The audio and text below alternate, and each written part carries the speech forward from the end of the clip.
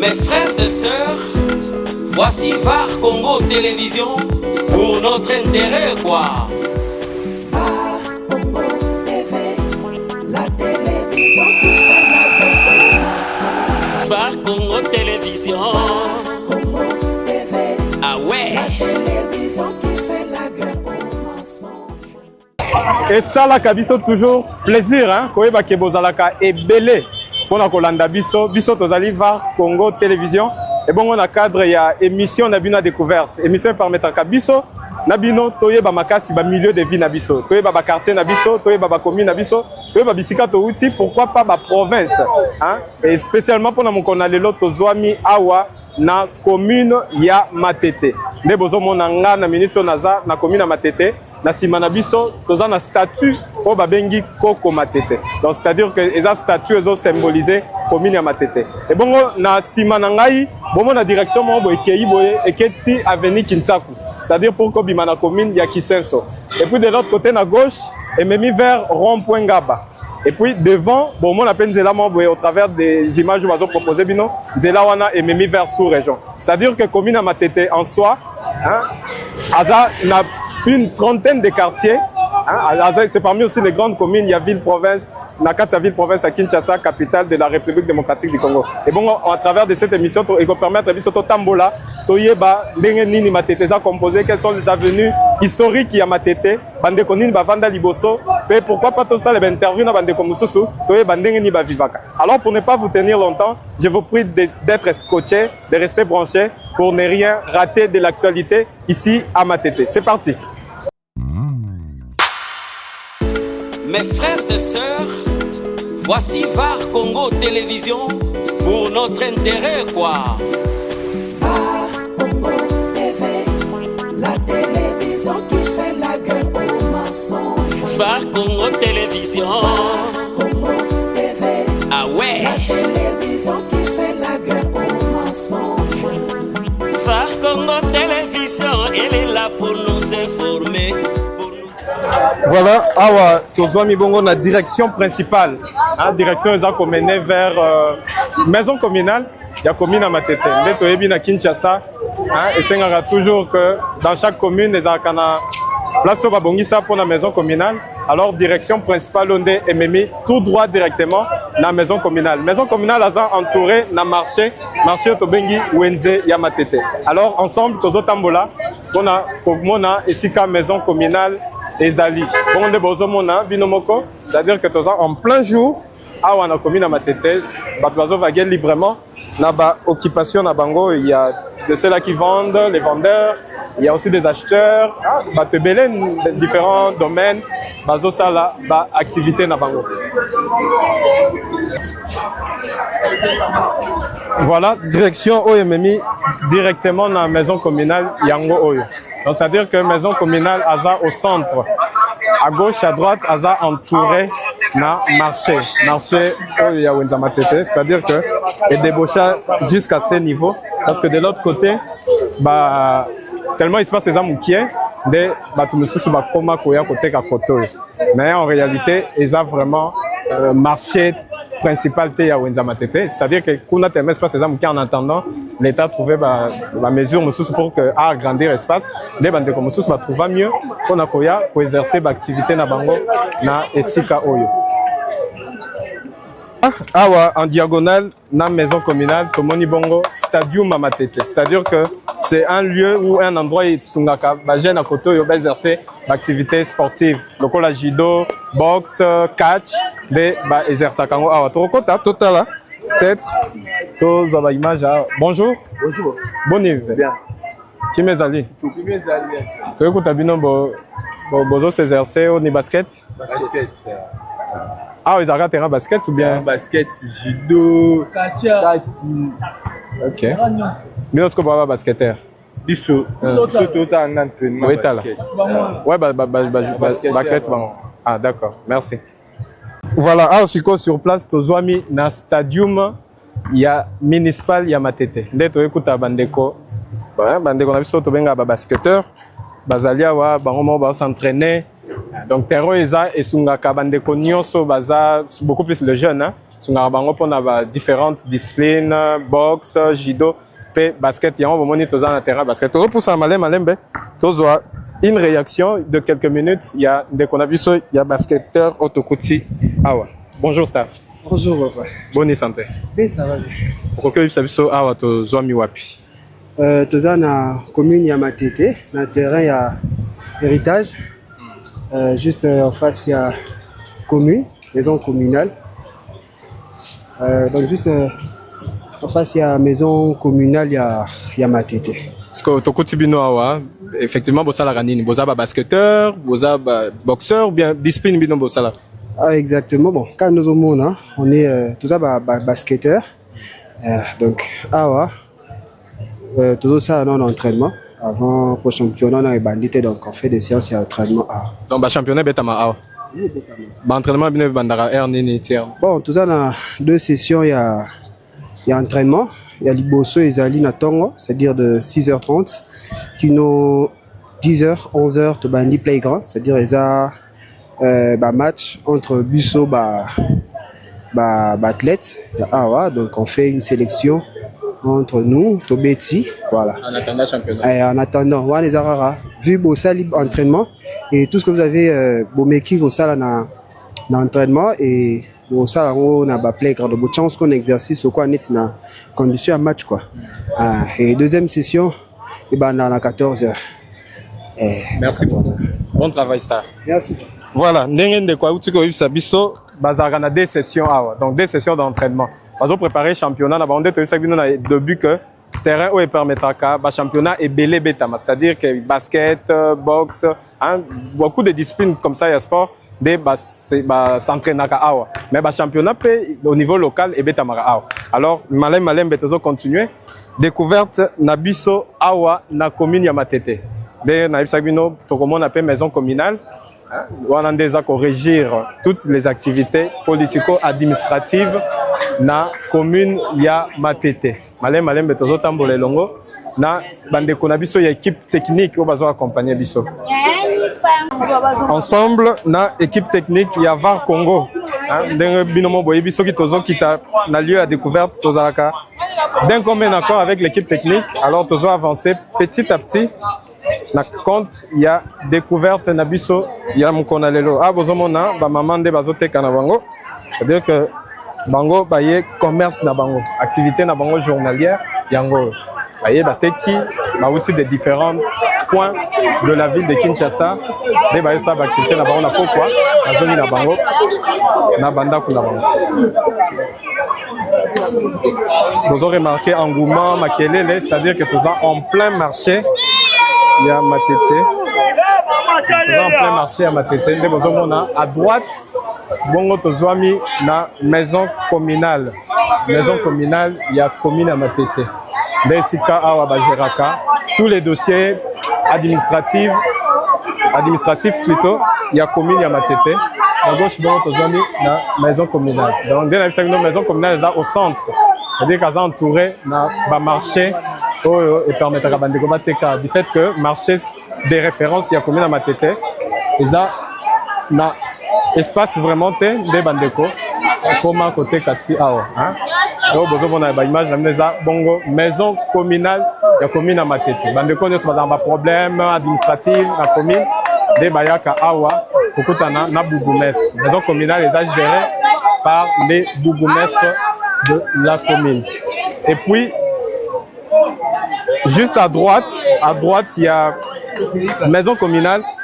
Tozwami bongo na stade municipal. Binomo boyebi à l'époque, il y a l'ex-président Joseph Kabila, gouvernement qui initiative ya Kotonga, ba stade municipal na ba commune nyoso. Le moment na mpanzi wana, eza stade municipal ya commune ya Matete. C'est vrai que stade ma travaux ici là selon les informations qu'on recueillir sur place, mais stade n'a nous effondré Matete parce que il y a de litiges au gouvernement à régler la compagnie et construisa qui stade.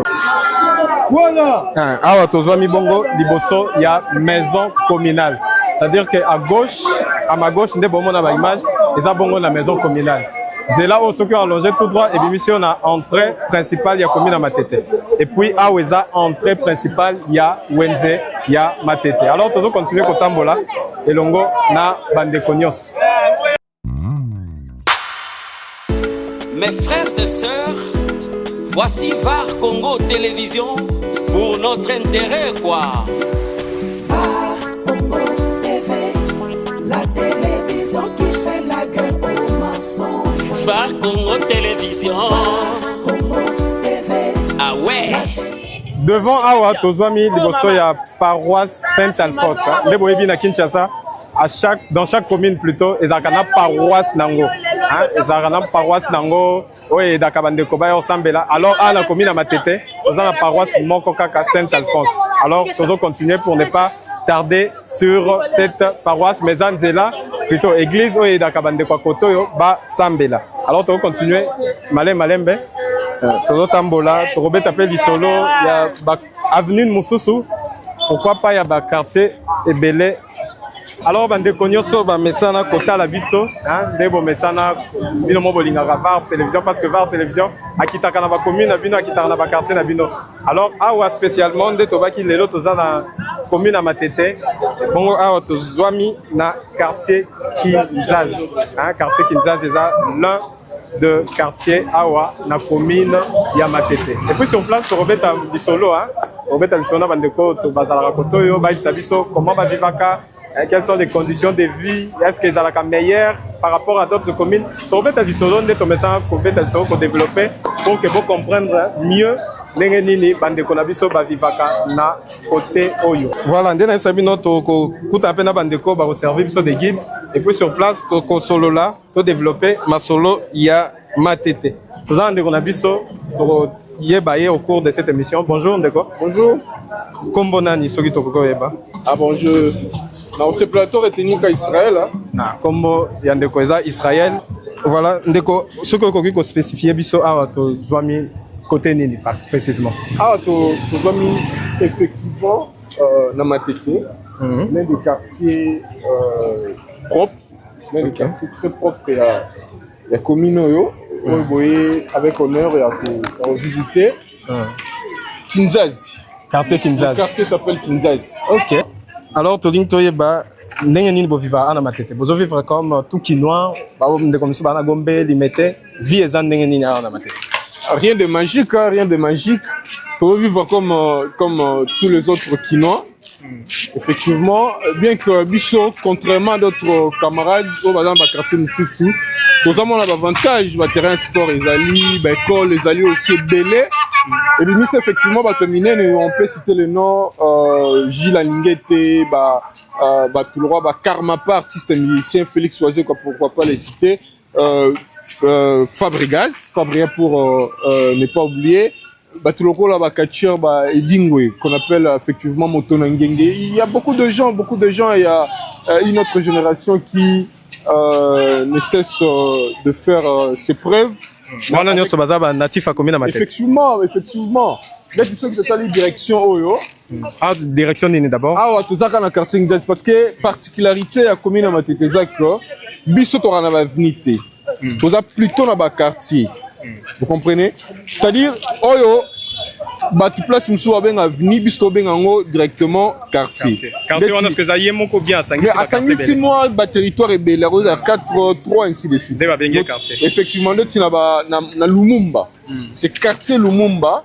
Mais tout ça là-bas, territoire est belé, nous deux, et ça les quartiers Lumumba. Si on a un quartier, on a combien estimatif? Nombre estimatif, on a 4, comme le quartier Lumumba, le territoire est à 4. Si on a une trentaine de quartiers. 38 une histoire. Donc c'est parmi les grandes communes. Effectivement. Trentaine de quartiers. Direction et outils. Directement en face, il y a quartier Maindombe et l'Axibiso, quartier Kinzazi, là où il y a une école vraiment réputée avec un grand renom. Pour que vous visitez même entrée principale Nango. Donc l'école Nango est Bimisandeti Banani. Grande personnalité pour ne pas aussi faire la publicité, mais Bimisa vraiment terminer, notamment Arkit aza na minto na Angola, un grand joueur. Arki Tontoto. Donc, attends, en école. Effectivement, c'est la primaire parce que ils ont à l'école primaire. Mais ils ont des conditions bien, la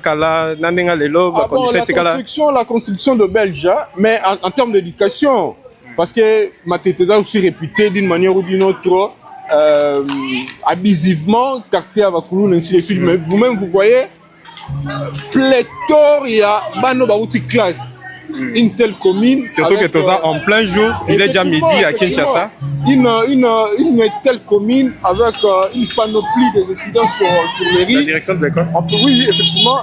Ton rôle va être l'école déjà, je dirais, mentionné par des bandits. Il y a des intellectuels, il y a des intellectuels ici. Le roi va Somi, le roi Félix Oisé, quoi. Ndeko, est-ce que vous pouvez expliquer plus à Tozoami na partie nini ya Matete? Tozoami, effectivement, kaka na quartier Kinzazi, on peut pas s'en passer sans pour autant te faire allusion à une grande école où elle est située effectivement dans le quartier. L'école Kinzazi, comme je disais tantôt, et ça va tout ébélé. Marcher comme ça. Oui. Ébélé. Vous pouvez voir comment on a écrit là-dessus. Ouais, EP1 et D Kinzazi. Effectivement. Joueur et une grande personnalité aujourd'hui. C'est l'école primaire Kinzazi. Ils ont la primaire. Oui, effectivement, ils ont une école primaire. Quand on a négocié avec uniforme, bazo déambulé, bamso tout ça court, bamso bazo pota et c'est fait tour à midi na tour à Tongo. Alors nenge binomo bozota na image à Tozoami Bongo devant l'EP1 et D Kinzazi. Selon les informations de Kwabisibiso, les écoles qui créées par les Belges, donc ça existe depuis longtemps. Et puis, est formé par des personnalités belé, les lobes est vrai dans différents domaines de la vie. L'équipe Bongo na école Oyo. Dès que poursuivre toujours na de Konabiso, pas au service de guide.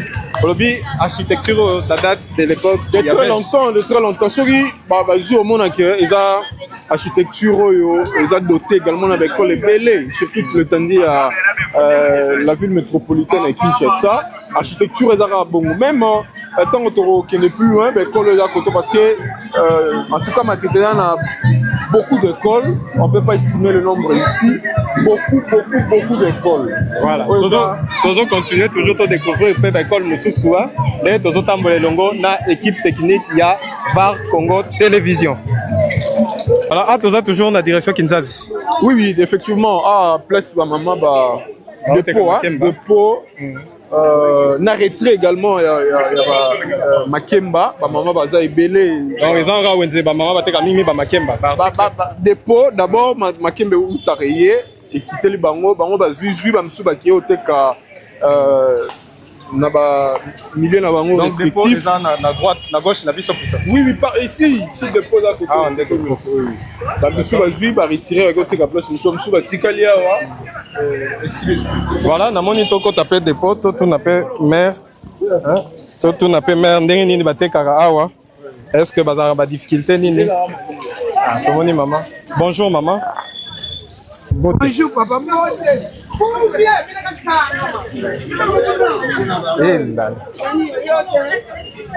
Boni maman. Ça va papa? Alors toza wapi? Toza na Matete. Précisément la direction na Kinzazi. Na Kinzazi. Tomoni bino boloteka ba Makemba. Robert Epson na lisolo, bosomba kango wapi e utaka wapi? Biso to utaka na chela na ba Kongo kuna to akoteka Makemba na bitabe bambala peso ke mona ni to memaka. Kuna biso moko ba musuto lona kango ba musuto to somba kana ba planter o bazana ngo ebele bazo kata ba nectar ebele.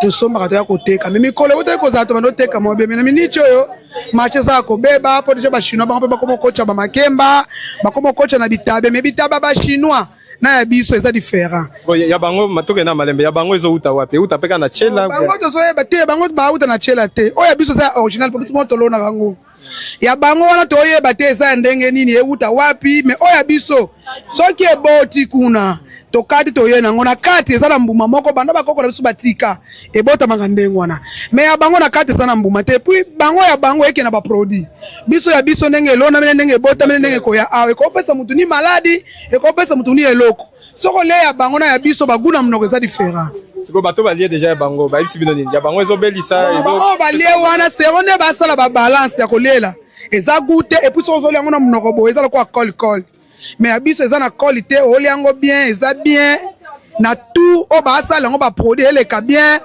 donc na oyo ya bango na oyo ya biso eza différent ya biso ezoleka kaka mpo biso banda bakoko batika toza na eloko moko tobakisaka te ni produit ni eloko mais ya bango bange chimie bazobakisa bazopompe bakisi eza koya baparfum donc toza différent bango na biso bongo elo nini koyebisa bakonzi oyo bazolanda bakonzi bazolanda biso bakonzi bazolanda biso bango balobaka ke sala koyiba te biso tozolona na biso basi tosimba bapau toyebi kokata bilanga toyebi kolona bilanga tozosufri tozokata bilanga bon bango bakonzi biso tolobi na biso teke bapekisa bango eza ndenge na bango mais population asala balance na bitabo ya biso na ya bango bitabe nini oyo eza bien bitabe nini oyo ezaki bande elonami ti ekomi na etape eyeli eza na eloko moko te tobakisa yango ni produit mais bitabe na bango wana oyo ya bachina bazobakisa yango baproduit mpo bango batanga biloko bakobakisa na biloko na bango mpo edomine ya biso mais ya biso oyo ekodomine te mpo ya biso eza deja ya bien ya biso eza deja ya bien bongo bato bapréféré kozwa bino bato bapréféré kozwa ya bakongo mpo bakongo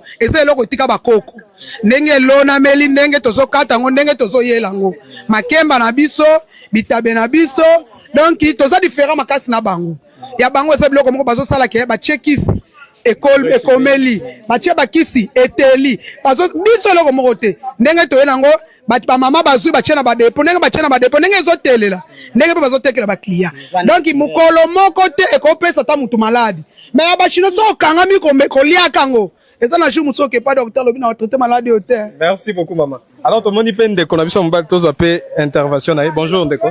Bonjour Comment on a d'abord? Alphonse. Alphonse. Ah tomoni bino bozoteka makemba bitabe. Koko yebisa biso d'abord ba difficulté nini bo rencontre na commerce na bino bosala. Bon, difficulté eza boye.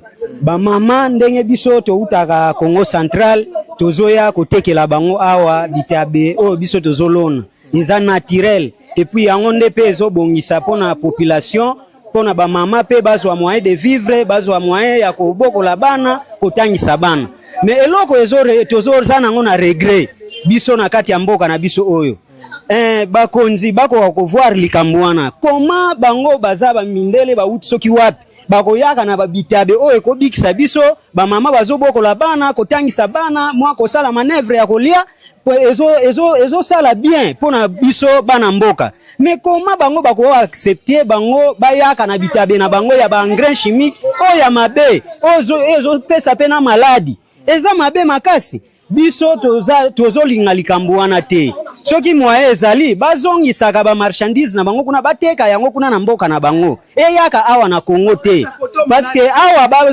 ezopesa maladi pona population ezopesa cancer eza mabe makasi bakonzi balimbisa biso bakoka kovoir likambo wana batika kondima bango bayaka na bitabe wana mabele ndeka voilà ezosala mabe makasi en tout cas bakonzi batala likambo wana batika ko libérer bango basalaka musala wana baya kokasaka biso bamama bazokase bango moyen de vivre na bango siko bamama bakobika ndenge nini toko vivre ndenge nini biso bana bazotangisela biso bana kobokola bana kolia ya bana makambo eza ebele misala eza te mbo soki bakonzi bandimike bachinois bayaka na biloko wana eske biso tokovivre ndenge nini na bamama donc ezosala biso pasi makasi. Merci beaucoup ndeko. Okay. Alpha. Ndeko Alpha. Oui. Merci beaucoup. Oui. Alors eloko toko lemba kolobelango te ministre ya santé, ministre ya économie, gouvernement d'une manière générale, premier ministre, président de la République. Eza bandeko belé baza otobenga ba expatriés. C'est-à-dire que dans chaque mboka ezalaka na ba limite selon les lois. L'État a stipulé que commerce oyo, l'État plutôt population congolaise mutakoki osalango et puis commerce oyo ba expatrié ba étranger mutako osala. Mais na mboka na biso to mona makambo ke différemment. C'est-à-dire que to mona lelo chinois te kamikate. De bandeko balobia wa au mona expatrié ote kamakemba ozote kabitabe. Est-ce que bino mo ba considérer bozo talango? Eso sala bino bien. C'est-à-dire que population oyo asungaka bana babokwama awa bandeko baotanga classe bafutela ndaku soki baperdre monopole na bango ya marché. Est-ce que bakonzi ntango boyoka yango bozosepela ntango babenga bino ke non gouvernement congolais alors que botiki population abandonnée à son triste sort. Biso tolobi comme étant presse, journaliste et puis basolution ekouta pa na bino cher gouvernement. Voilà, touti bongo kosola na ba maman, hein, ba yebisi biso ba difficulté bazokuta na. C'est-à-dire que commerce na bango eza ba perdre monopole nde to lo balelo. C'est-à-dire que nde bango mo ba bande ko bimisa ba uti nango chela ba ina ngona kin bateki lelo ba komi contraint. Donc c'est-à-dire bango kuta na ba expatrié ba chinois bazo bimisa bango to yebite zo uta wapi mais ba bieza ba conséquences belé. Nde yango na ensemble na nde konanga bazo sunga biso comme étant guide to mekape atoyeba nde balobi différence entre bitabe ya biso mo reuti na Kenya et uti na Congo, disons na Congo central, hein, na oya bango nde to mona biso mo différence soki vraiment ba mama ba na raison ou bien ba na faute, hein, ndenge ba uti ko expliquer biso parce que point de vue na weza ndenge nini lelo to mona ba chinois ba te kabitabe makemba yo ko lo bani. D'abord yo mo megi bitabango eza bitabo to lia depuis bon mois là je vais changer te échanger te ba maman bazo ko se plaindre que o ba chinois bazoya nango eza na ba engrais chimique bazo tiango pe bota bazo tiango pe kola bazo tiango pe tela et puis zoya na ba carton ba biloko belé wana biso moko to meki bitabe to voki yango gu ndenge to bando yo quand toujours na kibomwana. En fait en face ça va y a ba maman awa y a des pots bitabe, il ne faut pas oublier parce que la référence ni balé le plus grande référence également est Matete. C'est-à-dire ça commis déjà na dépôt ba maman Na Kinshasa bien sûr na grande rue wana so taliga en face au mona lycée Molende. Ils ont école Oyo ou lycée, permettez-moi de dire ça ainsi. Lycée Oyo, il y a Bassi. Bon, enfin, il y a Bassi vraiment depuis Basalango. Et là, quand on a l'école, monsieur Banda lycée, école mix, ainsi de suite. Oyo, il y a une grande référence école. Il y a Bana Bassi Kaka. Donc, il y a lauréat, Mateke, non, mon école Oyo. Il y a Bassi. Ils sont affiliés à l'église catholique. Effectivement. Lycée Molende. En tout cas, ebani pona rigueur, ebani pona rigueur na makambo éducation, na makambo propriété, na makambo ya discipline, une très grande école féminine na kati ya commune ya Matete. Une grande référence. Mais ebimisa ndeti banane to citer les noms. Vu que ils Bassi, ils ont caricaturé na Bassi, il faut sûrement préserver le nom. Pour être sûrement d'abord marié ainsi de suite. Mais ça va grande personnalité. Surtout que là Bassi, on souhaiterait en tout cas terre comme on a pour ne pas créer assez de problèmes. Mais ça parmi les anciennes écoles. Effectivement, une de très grandes écoles, il y a commune à Matete, ça ba grande personnalité. Ici d'Arara Bana Bassi avec une bonne éducation, une éducation assise. On peut voir en face de nous de jolies dames qui viennent de suivre le cours. Vous voyez comment, parce que j'insiste, la commune de Matete est caricaturée par certains comme étant une commune mentionnée par le banditisme et ainsi de suite, gangrénée par l'histoire de Koulouna. Mais vous voyez vous-même, on ne peut pas passer une rue sans pour autant comment on a moine une élève en uniforme ou un élève en uniforme. Le couloir Tozali, c'est un grand couloir, vraiment un grand couloir, un couloir à Mutoto. Couloir à Mutoto. Et yebani pe ça sur la bide couloir à Mutoto, on va s'identifier très rapidement. Ceux qui sont allés dans Souka Kuna, vous allez voir un immeuble, un clip Salama, un clip, il y a Bandorona Bisso Zozoé, il y a un tournage clip d'abord à la Matete. Orchestre Zahir, impair, voulais-je dire impair. Zozona, l'autre là, tourner clip wana. C'est vraiment un couloir référentiel pour la commune ya Matete. Mais tout le monde pense là apparemment, ça l'est kala ou bien ezaka na cadre ya ndenge bazo bongisa banzela un peu partout na Kinshasa. Non, il y a na vago ya ba construction, ya ba infrastructure ya Kinshasa. Matete j'ai chance ya kozala na ba route secondaire bétonnée. Donc la route nyonso bazo bongisa eza en béton. En béton bien sûr. C'est une chance énorme pour la commune de Matete. ezaka Théo eza principal en tout cas mutoto et bénéficier d'une route en béton. En tout cas, c'est une grande joie. Un plaisir immense. Voilà, ndenge ndeko alobi donc bandeko nyonso yo bamisusu pe balongwa matete kala. Ba comme on va na mikili ya poto na ba Belgique na ba France et tant d'autres pays ba o nyonso ba yebi matete na ndenge ba yeba na kala. A tozomi bongo na couloir mutoto.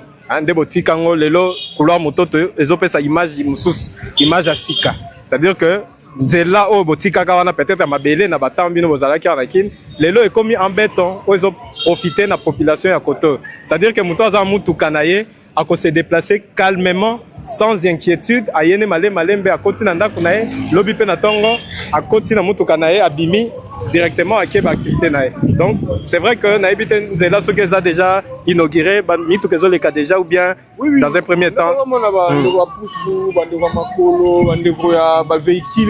vélo, tous les moyens de transport possibles, déjà les opérationnels, on peut constater dans les images.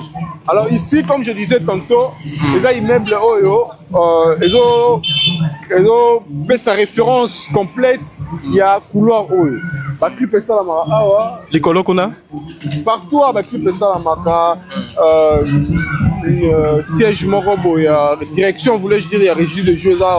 Donc, il y a un immeuble encore référencé. Les immeubles, il y a l'État ou bien un particulier à louer Sarango? Je pense que c'est un particulier. C'est un particulier à Tchanae pour la location.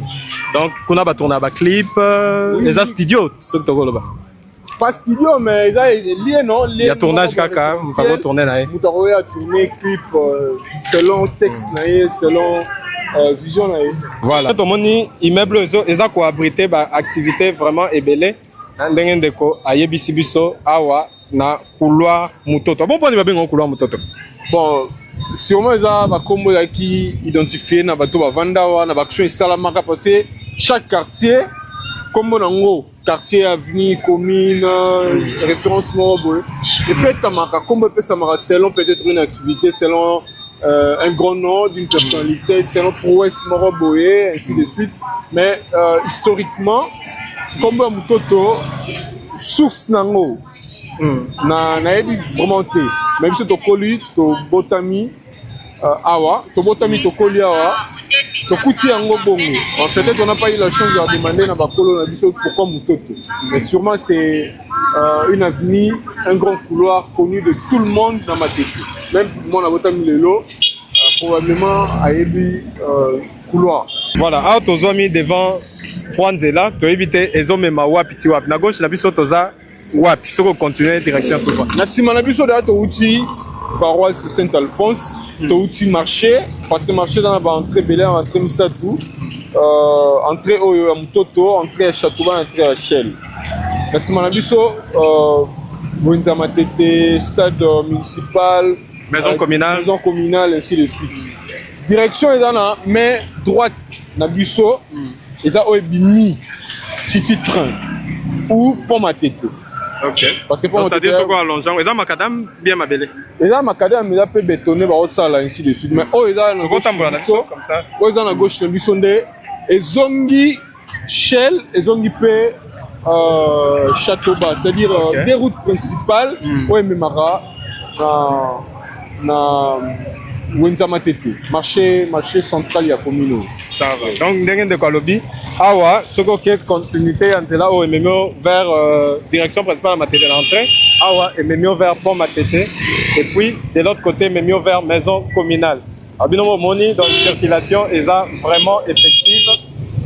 Bami to kezo tambola nango pe ba moto depuis ce moto na Kinshasa ba moto eza kosunga biso pe na transport bazo continuer pe ko sala ba activité na bango bino bolela émission to yebe pa ito uta ama chronique musicale plus analyse et puis découverte Phare Congo TV number 1 to lelie Congo TV la télévision qui fait la guerre aux mensonges. Elle veut que la vérité.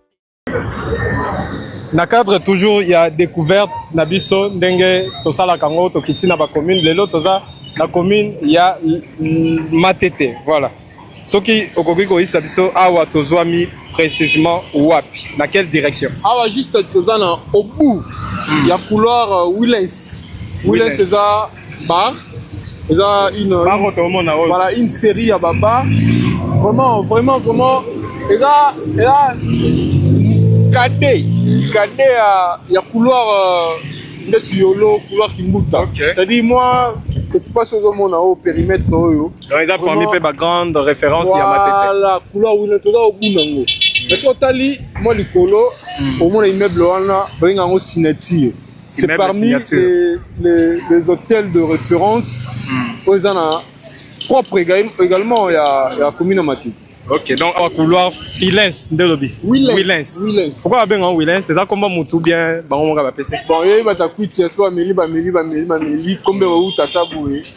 Et pesa miga mais effectivement souk nango na habité. Donc ah eza loko ande lanjili tozana Kimbuta. Ande tozana ba yolo. La lemba couloir tchétché awa ya bango yango. Na biso Matete sko yango Willens. A bena place mutu petara. C'est le pendant une semaine. Bah week-end, c'est des foulées. Voilà. Ah, ma soeur, ma père, ma mère, ma leki, ma yaya, tout genre. Bah, on s'est défoulé à la fin, il y a chaque semaine. Ah, venez là. Au moins, il y a appelé toi, on a béton. Donc, ça, parmi les routes, on va réflexionner il n'y a pas longtemps. Bon, awa tozoni bongo na quartier nini précisément? Awa so to koti un pas la biso koti na Maindombe. De to dans na kaka Maindombe. Direction onde? Direction on nous am effectif ba quartier. Yaza Maindombe Mboloko Batandu. OK, Batandu pe azaka na direction. Oui, na ba nunu un au bout nango. Ça dit vu ba nunu un au bout nango, et vu Viaza et vu Mboloko. Je Maindombe na Batandu couloir Willens. Je te explique qu'il y a une mais tu quand tu avenue comme ça pour développer malem Maindombe. Avenue, il y a Maindombe. Alors je disais mais apparemment tout le monde est un peu différent, na ba disposition va venir mususu na ba commune, mususu ndezaka.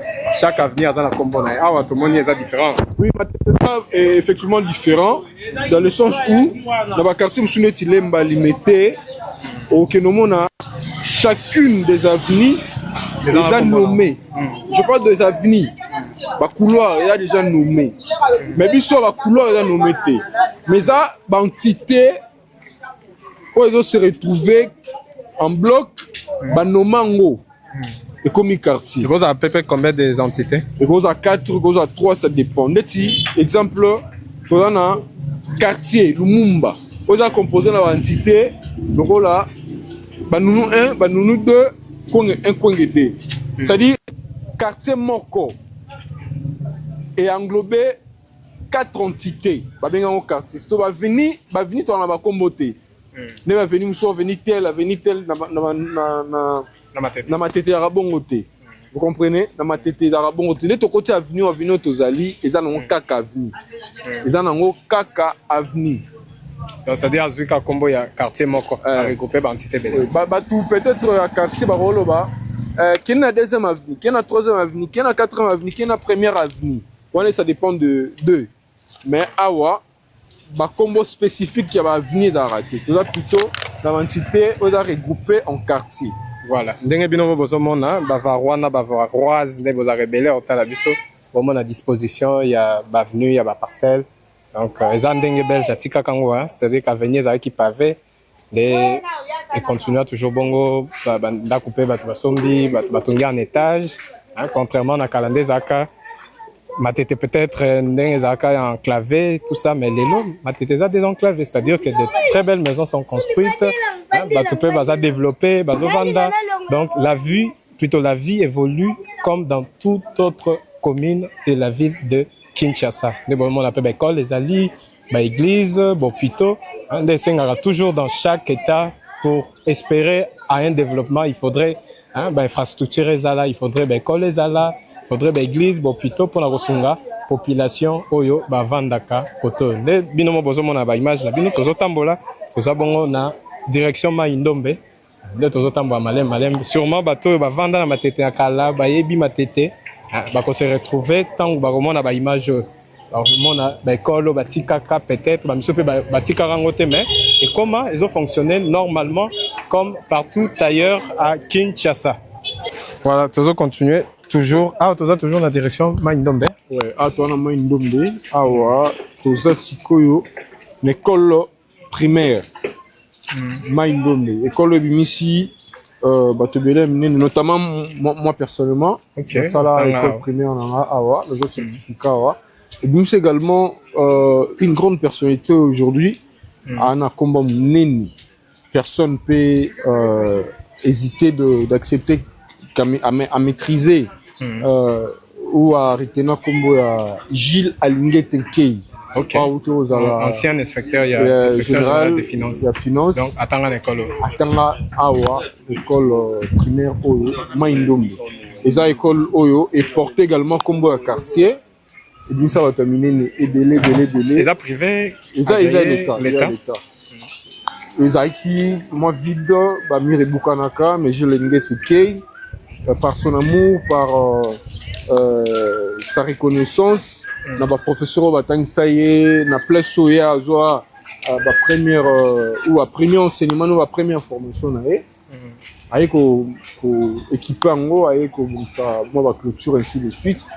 Et ça vraiment école Gilles Alingé Tekei, ancien inspecteur général en chef de l'inspection générale des finances à Tanga A. Il me croit à Betagi Batura ou à Tanga Zaïtina en tête il y a IGF.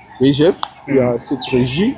Et puis, ça là bien, à reconnaîtra, prouesse, il y a bateau, on aura bango, ainsi de suite. Les lots, école, et ali na beauté, comme toute autre école, mais également, en parallèle, il y a une école autour de EP5 Maindombe, parce que il y a le lycée Gérard Poul. Donc, il y a deux écoles. Oh, il y a des bassi. Mais à un moment donné, il y a un mix. Mais au Tikalara, bassi, il y a un mix pour Tongo. Maindombe déplace Gilles Alingé Tatanga. Ah ouais, dans le complexe scolaire Maindombe. Voilà, bonne na biso ndebo message côté la biso. Tozwami bongo devant école Oyo IGF Atanga, ancien inspecteur il y a IGF. Tobando Benge. C'est vrai que comme on a Gilles Alingé, Tobando Bengaye na combo il y a IGF, c'est-à-dire que Atanga Awa, ça la étude primaire na Awa. C'est-à-dire que ndenge de quoi biso école des acquis na état OT. Mais compte tenu à reconnaissance envers ma professeur na envers l'autorité école, des ameka qui ko réhabiliter école. Donc c'est-à-dire que les autres monde a mur de clôture, il y a bien et puis na quatre balobi ils sont très bien équipés. Déjà pour les comptes, il y a des conabis à sala qui donnent l'école Atanga Nakala. Na titre toujours na cadre plutôt il y a reconnaissance envers école Oyo et commissariat Lelo Moto Azali. Voilà, à Sikoto Azali na école Maindombe sous avec disons avec la permission des autorités de l'école de va permettre bisoto accéder. Ndeko Israël tozwami bongo na école tobeti lisolo oyo bimisi ba personnalité ebele tobeti ga lisolo te tobeti pe tolo parce que c'est une référence parmi les écoles référentielles ya commune ya Matete. Place oyo Gilles Alingé Tenkei, nous insistons parce que c'est lui qui a fait honneur na ba autorité école oyo et a ko réhabiliter ngo ya ko pesa ngo sous moi, image une robe agréable. Donc c'est une très grande école. Une très grande école. Une très première grande école. À Matete ou bien il en existe des écoles pareilles. Il existe beaucoup. Des grandes écoles. Des grandes écoles de renom. On a Malandi, on a EP5 lycée, jadis lycée, on a.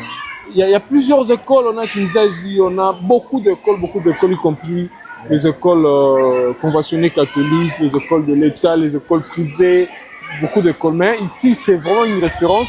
Moi, particulièrement, j'ai eu à tenir mon premier stylo ici, à savoir comment écrire, comment dessiner, comment parler, comment, tu vois. Ici, c'est vraiment ici. C'est une école référentielle de la commune de Matete. Parce que il faut ressortir ça. Option une école organisée, c'est une école technique ou bien ils ont une option scientifique, littéraire et autres. On a des fruits scientifiques il y a école oyo. J'ai fait mes premiers pas ici, mais on a tanga en primaire. On avait secondaire à l'époque, mais il n'y avait pas assez d'élèves à l'époque parce que nous sommes en clôture d'Aguité. C'est DJ Linguet qui est revenu avec force, avec humilité, avec respect, avec, je dirais, amour à Tsemaele na awa nde omona mwa beauté ezongi. Donc ezaki boité. Ezaki en tout cas ezaki beauté. Toi kaka na deux bâtiments. Ces bâtiments, ce premier et le deuxième. Ici c'était EP1, EP2. Si ici bah 3 tongo awa 3 midi. Et non, c'était deux bâtiments mais pour quatre écoles primaires. École primaire 1 2, école primaire 3 4. Ce qui est 1 3 bah 3 tongo, 2 4 bah 3 midi. Mettez le barana, le 3 midi. Espace vraiment c'est consacré pour les élèves. Bah, gymnastique, marambebele, récréation, tu vois la beauté de l'école et puis le calme. La science c'est mange, voulais-je dire, na bah espace à boyo, la kimia, aération, zali, marambebele, belé. Vous constatez vous-même, bah salle, bah otanga, tu vois, l'atmosphère est agréable. Bah, enseignant, aucun enseignant est à l'extérieur. Tous les enseignants sont dans des salles de classe pour enseigner, pour dispenser la matière, pour que l'axaba n'a pas autant de la lobby, pourquoi pas comme on le biso, pourquoi pas les cabisso également. Voilà, nous avons au travers des images où ils ont proposé biso, la technique, on a moni GFT derrière les très belles images où ils ont tozwami awa na épée 1, 2, 3, 4 Maindo. Voilà, épée Maindo. C'est-à-dire que c'est une très grande école. Au travers des images, il y a d'autres bâtiments qui sont neufs. C'est-à-dire que Bongi Siango, Kalate, et tout le monde peut installer maille à forage. C'est-à-dire que pour permettre aux élèves d'installer la maille, Yamalamu, maille moko potable. C'est une très grande école. Ils ont mis Awa dans la commune Yamatete. Donc c'est parmi les écoles du Nissi ressortissants et belé au lelope bakomi bakondi minene nambo canabiso. Alors tu as peu occasion ce qui permet à biso to solana préfet il y a école au côté sur place abetef so moi du solo école ezalaki ndengeni nakala et puis lelo ekomi ndengeni. Alors sans pourtant tarder, sans pourtant que zabino tembelé tozo pousse na bongo pour na tozo peu intervention il y a préfet des études. Voilà, là nous sommes devant le bureau du préfet des études. C'est avec lui que nous allons... Oui, c'est bien mentionné, préfet des études. C'est avec lui, je crois que nous allons avoir beaucoup d'informations plutôt sur l'école. Bonjour, chef. Oui, bonjour mes visiteurs de marque pour aujourd'hui. Soyez les bienvenus. Merci beaucoup. Nous voudrons d'abord savoir comment vous allez. Oui, par la grâce du Seigneur, nous portons très bien. Alors ici, nous sommes présentement où? Si vous pouvez nous situer. Ok. Vous êtes au complexe scolaire Maindombe de Matete, dans la commune de Matete éventuellement. Un complexe qui regorge 4 écoles primaires et une école secondaire. La seule école non conventionnée de la sous-division de Matete. En vous entendant déjà parler, c'est-à-dire que nous comprenons que c'est une grande école parce qu'il y a des complexes à l'intérieur. Alors nous voudrons savoir comment est le fonctionnement de l'école d'une manière générale, vous en tant que préfet. Effectivement, c'est vraiment un complexe, mais quand on parle de complexe, il y a plusieurs écoles dedans. Comme je vous ai dit au départ, il y a 4 écoles primaires, EP1, EP2, EP3 et EP4 Maindombe, y compris la direction que moi je dirige, l'école secondaire, l'Institut Maindombe. Le fonctionnement de cette école, il y a 2 écoles primaires qui viennent avant midi et 2 autres viennent après midi. Tandis que l'école primaire et secondaire alternent et avant et après midi aussi. C'est comme ça que fonctionnent les écoles dans ces complexes scolaires Maindombe et Matete. Alors, selon les informations recueillies avant d'arriver ici, il nous semble que l'école ne présentait pas cette image d'aujourd'hui et qu'il y a eu des travaux qui se sont faits. Pourriez-vous nous dire les travaux qui ont été faits, c'était de la part de l'État ou bien c'était un don de quelqu'un? Est-ce que vous avez un commentaire là-dessus? Si, pas un, plusieurs commentaires parce que c'est quand vous touchez à ces points-là, c'est vraiment la quintessence de l'existence des complexes scolaires de Maïndombe. Nous avons effectivement reçu de la part d'un particulier, nous appelons aujourd'hui un partenaire, et à la personne de M. Gilles Alinguet, l'ancien IGF. C'est un ancien élève de ces complexes. Il a fait l'école primaire ici. Et quand nous sommes allés le voir pour poser le problème de l'école, parce que cette école ici, il n'y avait pas ces clôtures-là, il n'y avait pas ces toilettes-là, il n'y avait pas tout ce que vous avez vu là. C'est en tant que, pas IGF, mais en tant qu'un ancien élève de Maïndombe, il a mis la main dans la poche, il nous a retapé la clôture entière que vous voyez. Donc il n'y avait pas de clôture. Il n'y avait pas de clôture. Par-ci, par-là, il y avait, c'était des anciennes clôtures, une ancienne clôture, qui a, avec le poids de l'âge, commençait à céder par-ci, par-là. Et ces complexes-là, il y avait des véhicules qui passaient ici, des motos qui passaient ici. C'était un passage obligé, un raccourci. Mais depuis que nous avons eu ces dons, il a remis la clôture, il a remis les deux entrées principales. Vraiment, il a sécurisé l'école. Non seulement qu'il a remis la clôture, il a touché aussi à l'intérieur. Parce qu'il nous a fait des dons, des bons. Il a retapé les fenêtres et les portes que vous voyez là-bas. Il ne s'est pas limité à ces niveaux-là. Et ça ne s'est pas fait en une année. Il est revenu à 2 années de suite ou 3 années de suite où il nous a fait des dons. Pas nous au bureau, mais l'école, les élèves. Ils ont eu des cahiers, ils ont eu des sacs, ils ont eu des bics, ils ont eu tout comme fourniture, les uniformes même. Tous les élèves ou Tous bien... les élèves du complexe. Tous les élèves. Il a donné ça comme don, comme un ancien d'ici. Et c'est ce qui fait que pour l'instant, l'école a quand même une certaine renommée au niveau de la commune de Matete. Quand on va citer les écoles, on cite aussi le complexe scolaire Maïno. C'est ça, en un mot, l'historique ou bien ce qu'a été le passé de Maïndombe par rapport à ici. L'exemple, les bureaux dans lesquels nous nous retrouvons aujourd'hui, où je vous accorde cette interview, il n'existait pas. C'est lui qui a construit ces bâtiments ici, où il y a 5 portes. Nous avons installé les directeurs des études, le conseil d'orientation, les secrétaires, l'intendant et les préfets. Nous sommes là dans ces bâtiments. Et c'est l'œuvre de M. Jules Alinguet. D'où à ce stade, on peut dire que l'école répond aux normes appropriées d'une école. Les normes appropriées. Toutes les conditions sont réunies dans notre complexe pour que les enseignements se déroulent dans de très bonnes conditions. Voilà, peut-être vous aviez un dernier mot à l'endroit, je sais pas, de vos élèves, de parents. Si oui, les derniers mots que ce complexe, c'est un bien public. Ce que ces messieurs-là ont fait, nous qui sommes les responsables, nous devons savoir l'entretenir, le protéger, pour que ceux qui viendront après jouissent aussi de même effet que M. Gilles Alinguet a laissé ici au niveau de l'école. Aux autorités, de nous soutenir dans nos différents projets pour qu'elles nous aident aussi, afin que nous atteignions l'objectif que nous poursuivons, la formation de la jeunesse congolaise. Nous vous remercions, monsieur le préfet, de nous avoir accordé cette interview. C'est moi qui vous remercie, avec espoir que ce n'est pas la première fois. Vous reviendrez peut-être à une autre occasion. Et si Dieu nous prête encore longue vie, on aura encore à partager ensemble. Nous serons très contents de repasser par ici. Amen. Merci beaucoup. Merci beaucoup. Que Dieu vous bénisse. Amen. Qu'il vous bénisse aussi et excellente suite de la journée. Je vous en prie. Merci beaucoup, mesdames. Merci beaucoup. Voilà, wana touti bongo na complexe scolaire Maïndombe paiwa pibomoni to solali na préfet.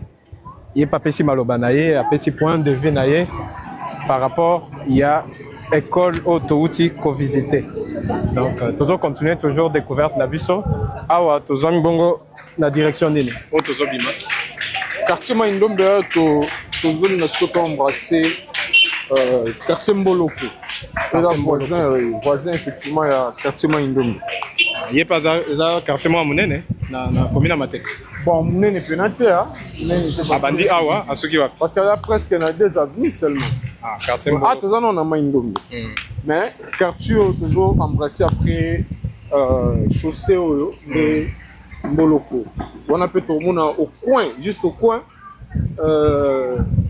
L'église assemblée à prophète Denis Lessi à Ebani, et également assemblée à la Matete, Arche de Noé.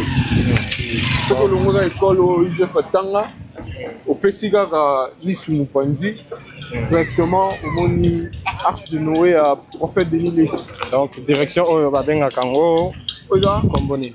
Entre Maïndombe et Mboloko. Voilà. Alors ndenge ndeko azo servi biso de guide à lobby. Donc eza direction ozo croiser deux quartiers, Mai-Ndombe na Mboloko. Et puis à votre disons à notre droite, au moni bongo église bakomi Arche de Noé. Eza bongo église il y a pasteur Denis Lessé, prophète des nations de Babenga Kaye.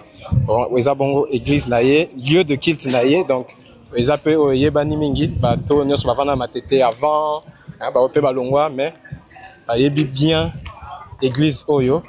Mais surtout pe batala onga au travers des images de tozui opportunité ya kolakisa bino. Voilà eza église bongo yande konabiso Denis Lessé.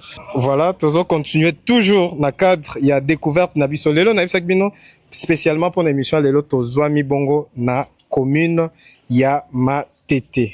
Nde babengaka bahabitant koto yo nde ezalaka toujours na njili soki babenga bahabitant na bango banjilwa mais awa na Matete babengaka bango bamatetwa na bamatetoise. Alors pour la petite histoire, il y a commune oyo to moni bongo ezalaki dirigé na tango ya kala. Donc commune oyo na tango ya kala avant découpage territorial c'était vers les années 1954 avant bongo gouvernement provincial a signé arrêté naé. C'est-à-dire que les alaki n'a nous compté parmi les communautés. C'est juste après découpage territorial, tant que Salama, des baki kotango communes à part entière. À cette époque, des balobi, les alaki bando ben ont beaucoup plus de territoire. Au lieu de communes de Matete, bando ben ont territoire de Matete. Les alaki bongo placés sous la dépendance, il y a gouvernement provincial. Les alaki bongo attachés, na commissaire, il y a district, il y a moyen Congo. Dans la cas tango vraiment administration et vanda qui n'ente de babanda ikoben en territoire en lieu place il y a commune.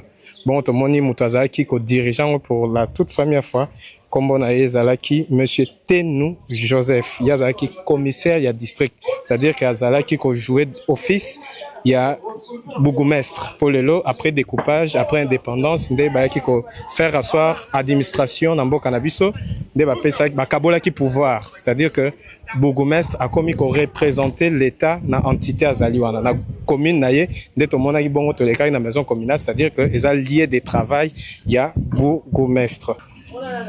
Voilà, commune ezalaki reconnue à part entière comme commune, c'était après les années 1960. Bongo mutazaki premier bourgmestre la commune en Matete comme bona ezalaki monsieur Mboukou Jean. Alors tozo continuer toujours na guide na biso soka ko expliquer biso a to komi na direction nini précisément. Ah tozaka na quartier Mboloko, totika Mai-Ndombe. Toko maintenant le quartier Mboloko et la tunnel. Nous avons biso et bois kabiso na quartier Kwengi. C'est territoire, comme on disait, dernier quartier parce que tu vois Mateteza na ma particularité nango. Ils a ba entité et sali ba quartier. Après oh il y a quartier sous avant dernier, après tout c'est versé dans dernier quartier à Matete. Après on a là boulevard Lumumba que séparer commune à Matete commune il y a limité.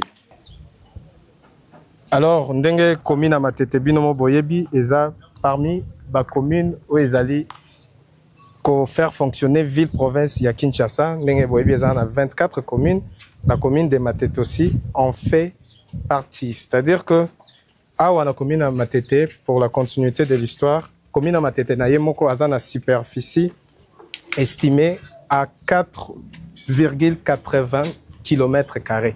Voilà en termes de superficie étendue na Mobimba. Puis population na aza estimée na 217 659 habitants. On les a ba récente statistique au hôtel de ville à Salara chaque année pour na sa densité à chaque commune progression parce que binomo boyebi na Kinshasa na kala izaki boete le Kinshasa bazo estimé plus de 12 millions d'habitants. Ndenge hôtel de ville chaque année actualisaka ba statistique na ye pour na la qui sa développement il y a chaque commune développement il y a chaque milieu. Dès qu'on continuer à autobimi na route ezapé parmi la route principale et eza comme vers les boulevards Lumumba. Voilà, continuer toujours balade nabiso et longo na guide nabiso. Oh yo tomoni ba travaux zo salama et est-ce que ça ba travaux il y a réhabilitation route exista depuis kala. Toza précisément où d'abord? awa toza na quartier Kwenge parce que caniveau oyo eza disons na mboloko parce que caniveau eza photo caniveau mpe eza photo de part et d'autre mais oyo eza réhabilité oyo eza caniveau eza na ngambo ya mboloko eza dans le cadre ya batravaux ya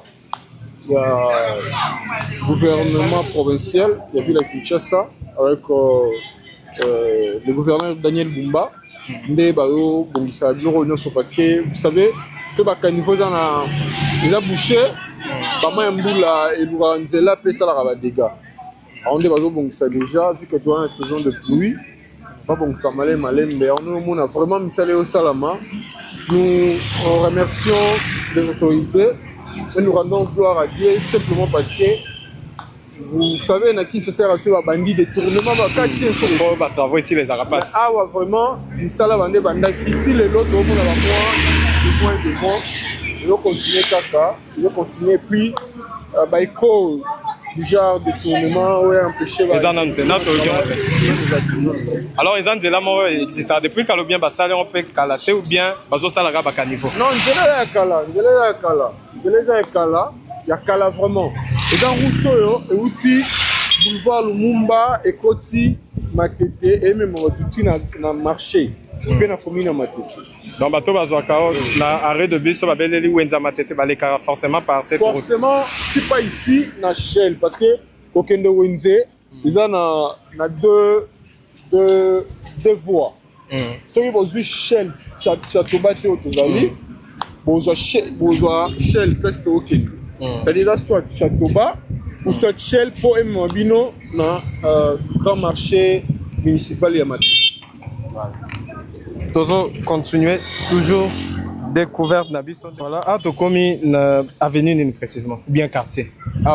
Histoire ba quartier to lo to na Kwenge. Donc to lo ba te to na Kwenge 1. Ils ont mis balai. Ouais, Kwenge 2 ba nous deux. C'est le dernier quartier ya commune Matete dans le sens il y a limité parce qu'après Kwenge 1 boulevard Kwenge 2 on a séparé na Maï. On a une partie à Lemba, on a Banounou 1, Banounou 2. On a séparé na boulevard Lumumba, on a Kaboli yé na limité. Kaboli yé na limité. C'est-à-dire dans le dernier quartier dans le sens Yaboye, il y a Matete après limité. Dans ce cas, on va quartier on a mis né on va Kabola 1 à 2. Bien ils en ont gagné ba Kabola. Ils ont mené ba quartier nous na ba commune nous là vraiment mené. Autant les tunio toza otoka na quartier moko mais biso pena eza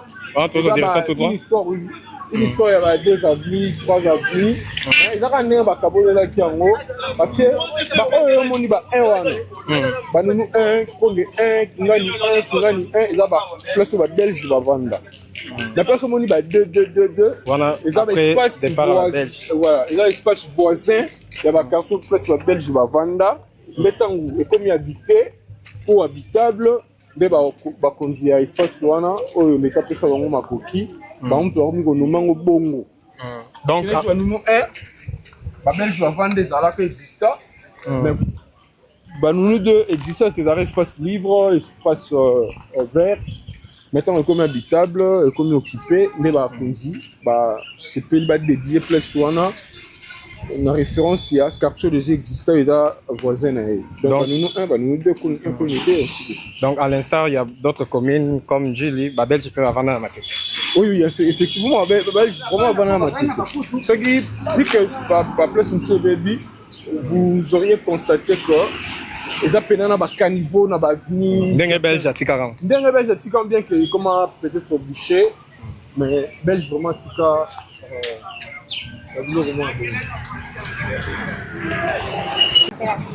Olela, émission toyebepa itouta ama. Chronique musicale plus analyse et puis découverte. Var Congo TV, number 1 et Tolélié.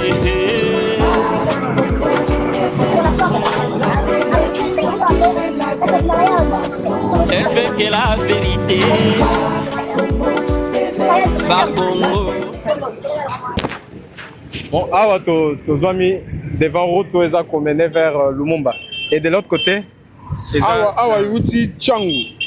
Oyo biso uta Tchangu. Euti Tchangu. Euti Tchangu. Matete euti Tchangu est tourné statue à Lumumba. Il y a Lumumba échangeur et il est à Rebanounou. Alors moi on va belle Lara peut-être Matete, tu vois. Et Baluka awa, Baluka est beau. C'est toi comme awa. Serait côté awa, château bas. Serait tout droit, Shell. Shell, Hazard, tout droit, direction tout droit. Vraiment. Awa, les châteaux bas. Là, c'est où tu Là, c'est où on continue, malin. Bon, direction tout droit qui t'a tout le monde. Ah, c'est dans Banounou 2, maintenant. Parce que pour ça, il connaît un coin de Moukongo. Banounou 1, maintenant, à tout ça, Banounou 2. Banounou 2. Et ça, dernier quartier, dans le sens de Yaboé, Oyo, et celui-ci, commune à Matete.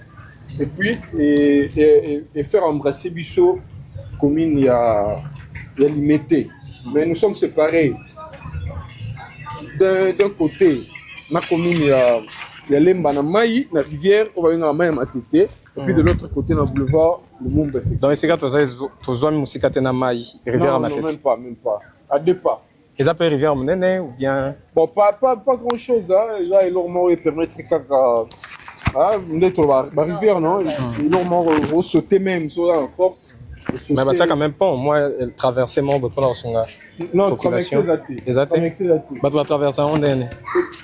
En fait, tu traverses la tête, c'est là mon contour. Ah, contour. Et c'est qui? Mais là, on a Lemba, et là, on a traversé. Ah, ouais, tout le monde est tunnel. La plupart, il y a l'avenir, mais tu es caractérisé à tunnel, hein? Oui. Pourquoi est-ce que Banda Kokoto. Déjà, espace Koto, Banda ko vide des souterrains, espace vide, Moudako Sombatonga. Parce que tout le monde a la plupart. Non. Espace vide, comme Moudako Sombabela Pamba Tongezate. Orosoma le lupang na yo, obongisa ngondengo lingi. Donc, espace vide des athées. Au moins, Moutate Kelio, Ndaku na ye atonga déjà. Wanande Ozui terrain. Oui. Mais gros appel à combien, bah négociation va combien, bateau va somba ma pangwa kala ou bien lelo. Ah bah père, bah il sauter, na été soit c'est crème soit somba na $100 à lelo, na invité. Mais bah somba bah msou ba joa peine à compte à l'état, bah msou ba joa bah cadeau, neti famille morozawa. Bango ba joa lupango grâce à mariage mbala abali mwasi na ye, papa mwasi akabeli bango lupango. OK, donc on a compte à cadeau. Oui, on a compte à cadeau. Voilà. Ah, il y a un tunnel, petit tour qui est dans la maille, et puis on limité. En fait, frontière, hein. Limité ma tête. Voilà, bien besoin comment on a au travers des images techniques qu'ils ont proposées, biso, bah des centres on a toza bel et bien awa na commune ya Matete. Les besoins na terrain, et ça apparemment terrain marécagé. L'un de quoi expliquer parce que nous avons un terrain existant depuis Kala. Voilà, awa siko tozwami devant rivière. To éviter babenga en combo nini. Matete kaka, Matete. Yango ekaboli Matete de part et d'autre na Lemba. Et puis aussi une partie na limitée. Mais le mal est que bakati mayoté dans le sens au katipo qui est limité. Mais la passerelle mais de l'autre côté au fond on va traverser au Kelemba. Dans un pont avec un pont à Baba. C'est-à-dire au long de 2 au Kati Simayo Karomona, au côté ce qu'on a Camp Riche. Premier quartier à Lemba dans le sens il y a Yena Matete. Mais dans le sens où il limité non. Parce que Mayo est servant un peu population, est-ce qu'à un moment donné peut-être Mayo a régit des œufs maté population qu'on y a peut se servir dans Mayo Konika Bilamba. Même pas là Mayo Moroboé. Une histoire très sale. Et ça va dans la régie des eaux pour maillot non cela maillot régie des eaux à recycler peu comme eau potable. Mais ça va peut-être que bateau à moi na eloyo ba mapango za na dernier ressort misu barana badalte badal la sens ba douche.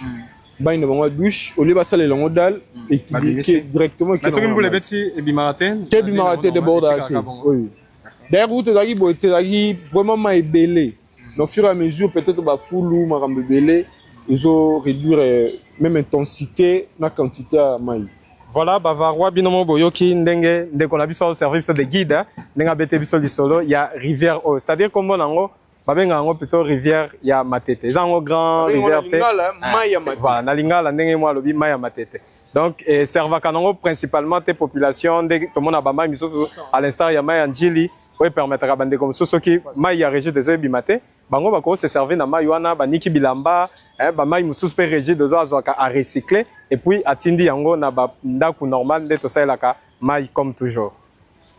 Voilà, deux minutes pour l'image du début jusqu'à la minute sotokomi, totambol nan de quoi sungibiso, comme étant guide, il est tellement natif, il y a commune à Matete, à Botami, à Koli, c'est quoi ça Matete, il y a des tasunga biso pour la rotambola, kobeta lisolo, de na remercier en passant de Israël.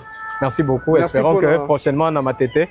Merci pour le parcours en tout cas. Voilà, merci beaucoup et bonne suite de la journée. À vous autant, merci. Voilà, nde bomoni biso boetozo kende directement direction principale bomoni eza na Simananga, eza mené vers Pont Matete. Pont Matete eza vraiment connu na bakino nyonso bayebi donc okoki jamais ko emprunter route principale ya boulevard Lumumba sans passer par les Pont Matete. C'est parti pour la suite. Kaka oyo bino bolela émission toyebe pa ito uta ama chronique musicale plus analyse et puis découverte Phare Congo TV number 1. Voilà, Bozala Kinabiso, depuis le début de cette émission, alors tu signalais bino que tu commis pratiquement na souka, il y a émission Nabiso à découverte à Lelo, ou Emema Kibiso, Lelo na commune, il y a Matete. Et si quand tu allais en face nanga, tu as un devis à commune à limiter. C'est-à-dire que commune à limiter, Bandiwana, ou à la frontière, na commune, il y a Matete. Et puis derrière moi, les Alibongo Pont Matete. Oui, ils ont carrément payé Bani Mingi. Alors, na bande konyoso, bande kotabi depuis le début jusqu'à la fin. Donc, Sibino, merci. Et bon, continuez toujours qu'on a branché la chaîne Nabino Bolingaraming VAR Congo Télévision. Oui, mais ma cabine va découverte Yandeng Nandeng. Alors, quant à moi, je remercie l'équipe technique Oazaki derrière la caméra. J'étais à Zalaki Wana pour assurer ma bonne image. Je suis rendez-vous pour les prochains numéros. Prenez soin de vous. À très bientôt. La télé qui fait la guerre aux mensonges. Phare Congo TV. Phare Congo Télévision, la seule télévision qui fait la guerre aux mensonges. Ah ouais.